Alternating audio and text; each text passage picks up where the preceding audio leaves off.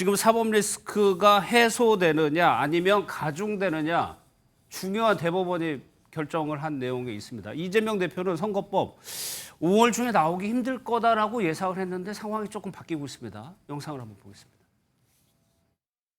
진실과 정의에 기반해서 제대로 된 판결을 해주신 재판부에 먼저 감사드립니다.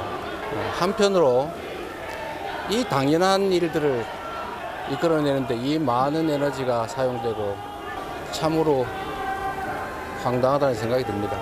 검찰이 또 이 정권이 이재명을 잡기 위해서 증거를 조작하고 사건을 조작하느라 썼던 그 역량을 국민들의 삶을 개선하는 데 썼더라면 얼마나 이제 검찰도 자신들의 행위를 좀 되돌아보고 더 이상 이런 국력 낭비하지 않기를 바랍니다. 어떤 내용이냐면요. 대법원이 이재명 대표의 선거법 사건을 전원 합의체 회부하고 심리를 시작을 했습니다. 이 속도가 굉장히 빠르다는 건데 서정빈 변호사 나오셨는데 회부와 심리 지금 속도가 굉장히 빠릅니다. 이게 어떤 의미가 있다고 봐야 돼요? 네, 결국에는 이 사건에 대해서 심리를 상당히 빠르게 진행을 하겠다라는 것이 명확하게 보이는 그런 상황들이 아닐까 싶습니다. 예. 물론 실제로 선고가 언제 나올지까지는 예측하기 힘들지만 적어도 속도감 있게 심리를 하겠다라는 것은 분명해 보입니다. 특히 이제 지금 이 사건 같은 경우에 소부에다가 일단 회부가 된 그날 예. 곧바로 또 전원 합의체로 회부가 됐었고 그랬죠. 또 심지어는 그날 오후 바로 또 심리를 열었습니다. 예. 그리고 나서는 내일 또다시 이제 심리를 속행을 할 것이다라고 밝힌 상황이고요. 사실은 이렇게 소부에 일단 먼저 회부가 됐을 때 전원 합의체로 넘길 것인지 여부에 대해서도 일단 검토가 필요하기도 하고 예. 이후에 전원 합의체에 넘어가서도 결국에는 심리하는 데는 통상적으로 이제 한 달에 한 번 정도 이 전원 합의체 회의가 있기 때문에 이 일반적인 경우와 비교했을 때는 매우 이례적으로 빠른 사항이라고 보여집니다. 그걸 예. 보면은 결국에는 이 사건 심리를 지연 없이 최대한 빨리 진행을 하겠다라는 의사가 보이는 것 같습니다. 그러니까 그 속도가 지금 가장 큰 관심은 대선 전에 무언가 결정이 나오느냐 마느냐인데 이게 보통 이렇게 전원 합의체를 가게 되는 통상적인 시간이 있을 테고 근데 그런 통상적인 절차와는 달리 굉장히 빨리 진행되고 있는 상황이란 말이에요. 이건 추정일 수밖에 없습니다. 서 변호사께서는 대선 전에 무언가 결론이 나올 가능성이 있다고 보세요? 저는 그럴 가능성이 조금 높아졌다라고 개인적으로는 생각을 하고 있습니다. 예. 사실 지금 절차 자체도 무척 속도감 있게 진행을 하고 있는 상황이고 이전부터 이제 공직선거법상의 사건들에 대해서 이 공직선거법에 규정되어 있는 그 633 법칙을 지키겠다. 이것은 강행 규정이라고 봐야 된다라고 하면서 법원에서는 계속 관련 사건들을 신속하게 진행하겠다라는 입장이었습니다. 그리고 이재명 지금 후보자의 그 2심 사건을 보더라도 실제로 이 3개월 거의 가까이 맞춰서 선고까지 이어졌었고요. 그렇다면은 지금 이렇게 속도를 내는 것 역시도 이 633 법칙을 좀 지키려고 하지 않을까. 거기다가 사실 이렇게 심리를 더 빨리 진행하는 이유 중에 하나가 개인적으로는 아무래도 이제 대선이 맞물려 있기 때문에 예. 만약 아무런 심리 진행이 이루어지지 않는다 혹은 지연되는 상황이 계속 된다라고 한다면 결국 이 대선에 있어서 중요한 문제가 될 수 있는 이 부분에 대해 법원의 그런 시간 지연에 따라서 대선의 방향이라든가 결론까지도 좌우될 수 있다라는 그런 비판도 조금 의식하지 않았을까. 그렇다면은 물론 예측하기 쉽지는 않습니다만 예. 현재 상황에서는 대선 이전의 결론을 내기 위해서 노력하지 않을까라고 개인적으로는 생각을 하고 있습니다. 이거를 민주당에서는 어떻게 보고 있느냐. 정청래 의원이요. 사법부가 이상하다. 대법원이 대선에 등판하고 싶은 건가라고 얘기를 했습니다.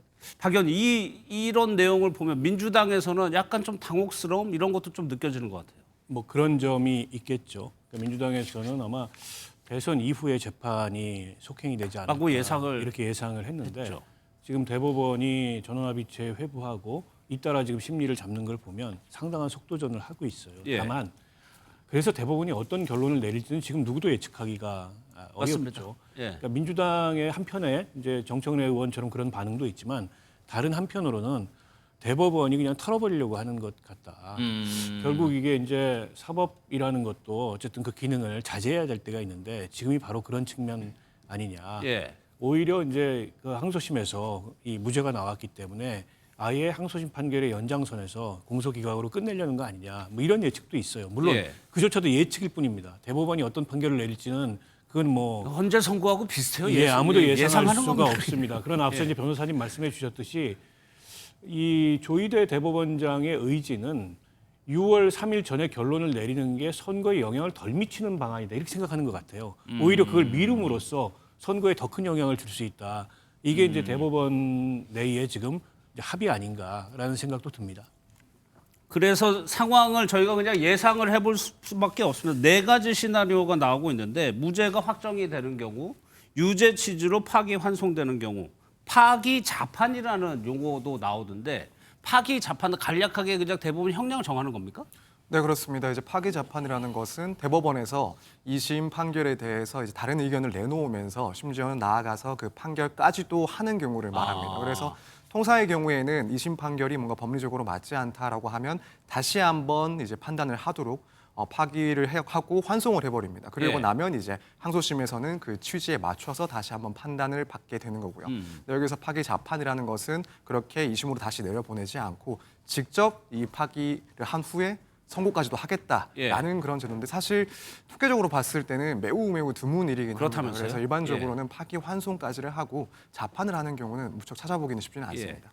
시기를 짚어봤는데 더 중요한 거는 내용입니다. 결과가 어떻게 나올지에 따라서 그러니까 무죄를 확정하느냐, 유죄 취지로 파기 환송을 시키느냐, 정광재 대변인. 네. 이 경우에 따라 상황이 너무 정반대로 흐르게 되거든요. 그렇죠. 사실 정청래 의원이 얘기하는 이례적 속도전 그게 이상한 게 아니에요. 사실 지난 1심이 26개월 만에 나오고 2심이 4개월 만에 나온 거 그게 이상한 거죠. 이른바 633 원칙이라는 게 있는 거 아니에요? 1심에서는 6개월, 2심도 3개월 내에 3심 대법원도 3개월 내에 그 선거법과 관련해서는 판결을 마무리하라는 게 원칙입니다. 예. 그런데 지금 그 전에 내겠다고 해서 그게 이상하다고 생각하는 정청래 의원의 발언이 이상한 거죠. 경우에 따라서 그러니까 파기 자판의 가능성도 있고 파기 환송의 가능성도 있고 상고 기각의 가능성 얼마든지 있습니다. 근데 파기 자판의 가능성이 낮다고 하더라도 지난번에 이재명 대표가 선거법에서 1심 유죄가 2심에서 완전히 무죄로 바뀔 확률이 2%대였던 걸로 제가 기억하거든요. 그동안 판례를 봤을 통계로? 때 예, 통계로. 그렇다면 파기 자판의 가능성도 여전히 열려 있다라고 보고요. 이재명 후보에 대한 사법 리스크는 제가 생각하기에는 대법원이 빨리 털고 그러니까 이 사람이 대통령 후보로서의 자격이 있느냐 없느냐를 빨리 결정해 주는 것이 국민들의 선택권을 보장해 준다는 차원에서 가장 의미 있는 결정이라고 생각합니다. 그러니까 6월 3일 이전에는 대법원 판결이 나와야 하는 거죠.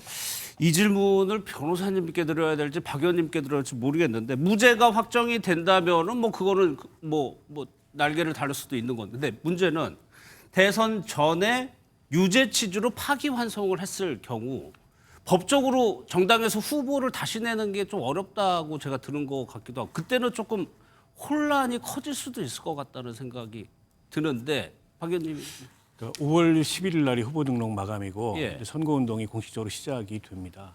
그러니까 5월 11일 이전에 만약에 후보를 교체한다면 그 이전에는 가능하죠. 5월 11일 예, 이전 등록이 마감된 이후에는 후보 교체가 불가능하고 자칫 그로 인해서 뭐 이재명 대표가 타격을 입더라도 그냥 그때에서 갈 수밖에 없는 상황이고요. 근데 유죄 취지 파기 환송이 되더라도 파기 환송심이 6월 3일 전에 끝날 가능성은 거의 없습니다. 예. 때문에 이재명 대표도 민주당도 포기하지 않을 가능성이 있습니다. 물론 그렇죠. 선거에는 상당히 영향을 미칠 거예요. 예. 왜냐하면 자칫 대통령 선거를 다시 해야 된다. 근데 이런 논리를 국민의힘에서 들고 나오지 않겠습니까?